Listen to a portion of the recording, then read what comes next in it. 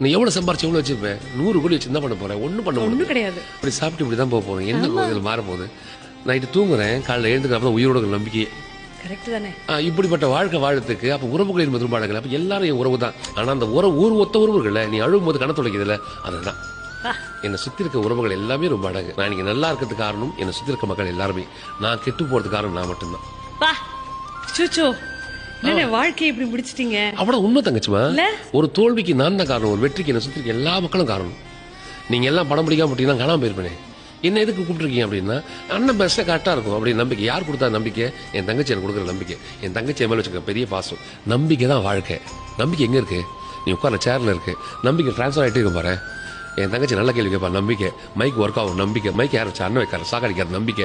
Camera சூப்பராக பார்க்க முடியும், நம்பிக்கை.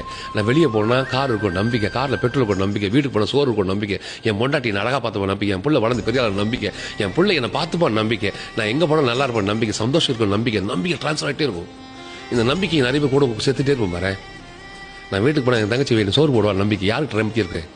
ஏன் நம்பிக்கை உங்ககிட்ட ட்ரான்ஸ்ஃபர் பண்ணுறேன். நீ வீட்டுக்கு போனால் அம்மா சோறு செஞ்சிருப்பாங்கடா, வாடா கோப்பேனா அப்படின்னு. இப்போ நம்பிக்கை எங்கே போச்சு? அம்மா கிட்ட போச்சு. இப்போ நம்பிக்கை தான் வாழ்க்கை.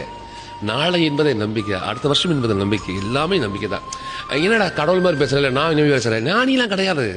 வார்த்தை அழகா இருந்தாலே வாய் மணக்க தங்கச்சுமா.